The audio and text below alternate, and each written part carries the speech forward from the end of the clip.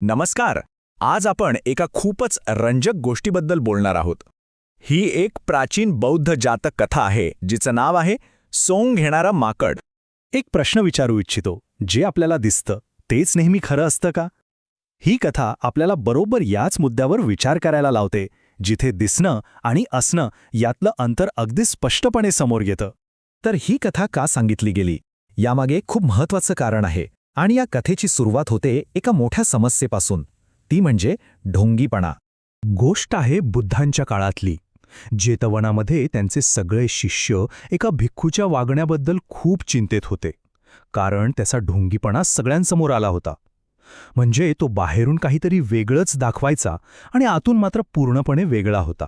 आणि तेव्हाच तिथे बुद्ध आले आणि त्यांनी जे सांगितलं त्याने सगळेच जण अवाक झाले. ते म्हणाले, या भिक्खूचा ढोंगीपणा काही आजचा नाहीये, तो त्याच्या मागच्या जन्मीसुद्धा असाच होता. आणि हेच समजावून सांगण्यासाठी त्यांनी एक जुनी गोष्ट सांगायला सुरुवात केली.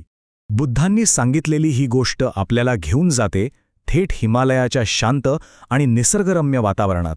या कथेमध्ये फार पात्र नाहीत. मुख्य आहेत बोधिसत्व, म्हणजे ज्ञानाच्या मार्गावर असलेले एक तपस्वी, आणि त्यांचा एक लहान मुलगा. हे दोघेही हिमालयात एका साध्याशा पानांच्या झोपडीत राहत होते. तर गोष्टीची सुरुवात होते पावसाळ्याच्या दिवसांत. विचार करा, मुसळधार पाऊस कोसळतोय आणि या पावसात एक माकड बिचारं थंडीने अक्षरशः कुडकुडत होतं. थंडीच्या त्रासाने ते आसरा शोधत इकडे तिकडे भटकत होतं. आता इथे गोष्ट एक एकदम रंजक वळण घेते. थंडीने गारठलेल्या त्या माकडाला दूरवर तपस्वींची झोपडी दिसली आणि त्याच्या डोक्यात एक कल्पना आली. आणि त्याने काय केलं माहितीये? त्याला कुठेतरी एका मृत तपस्वीचे कपडे सापडले.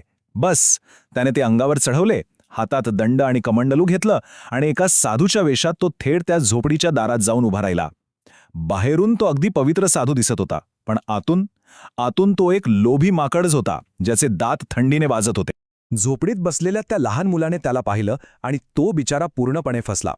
तो अगदी निरागसपणे आपल्या वडिलांना म्हणजे बोधिसत्वांना म्हणाला, बाबा बघा, आपल्या दारात एक साधू थंडीने कुडकुडत उभा आहे. त्याला आत बोलवा ना, म्हणजे त्याला थोडी ऊब मिळेल. त्याच्या आवाजात किती माया होती.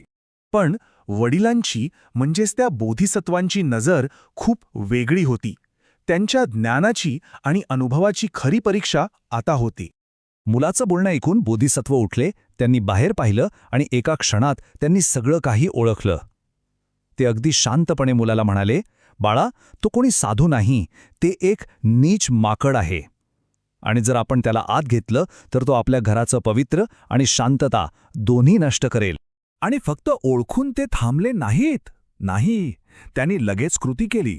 त्यांनी आगीतून एक जळतं लाकूड उचललं आणि त्या माकडाला असं काही घाबरवलं की ते बिचारं जीव घेऊन पळालं आणि पुन्हा कधीही त्या झोपडीकडे फिरकतलं नाही. तर ही गोष्ट इथे संपली आणि बुद्ध पुन्हा वर्तमानात आले. आता वेळ होती या कथेचा खरा अर्थ उलगडून दाखवण्याची. या संपूर्ण कथेचा गाभा काय आहे? तो आहे पारखशक्ती. म्हणजे काय? तर जे दिसतंय त्याच्या पलीकडे जाऊन सत्य ओळखण्याची क्षमता. आणि हीच शक्ती त्या ज्ञानी तपस्वीकडे होती. आणि मग बुद्धांनी सगळ्यात मोठा खुलासा केला. त्यांनी सांगितलं की त्या कथेतलं सोंग घेणारं माकड ते कोण होतं? तो होता आजचा हा ढोंगी भिक्खू. तो निरागस मुलगा होता राहुल, आणि ते ज्ञानी तपस्वी म्हणजे स्वतः बुद्ध होते. मग ह्या सगळ्या गोष्टीतून आपल्याला काय शिकायला मिळतं? काही खूप महत्त्वाच्या गोष्टी आहेत. पहिली, दिसण्यावर कधीही जाऊ नये, कारण बाह्यरूप हे खूप फसवं असू शकतं. दुसरी गोष्ट, निरागस मन ढुंगीपणाला सहज बळी पडतं. तिसरं, खरं चारित्र्य ओळखण्यासाठी ज्ञान आणि अनुभव लागतो. आणि सगळ्यात महत्त्वाचं, जर ढोंगीपणाला आपल्या आयुष्यात जागा दिली तर तो फक्त नासधूस आणि गोंधळच निर्माण करतो. आणि माहितीये, या कथेची सगळ्यात सुंदर गोष्ट कोणती आहे? ती ही की ही कथा आजही तितकीच लागू पडतीये. ढोंगीपणा हा काही आजचा प्रकार नाहीये. तो हजारो वर्षांपासून चालत आलेला मानवी स्वभावाचा एक भाग आहे, जो वेगवेगळ्या काळात वेगवेगळ्या रूपात समोर येत राहतो. आणि शेवटी एक विचार सोडून जातो.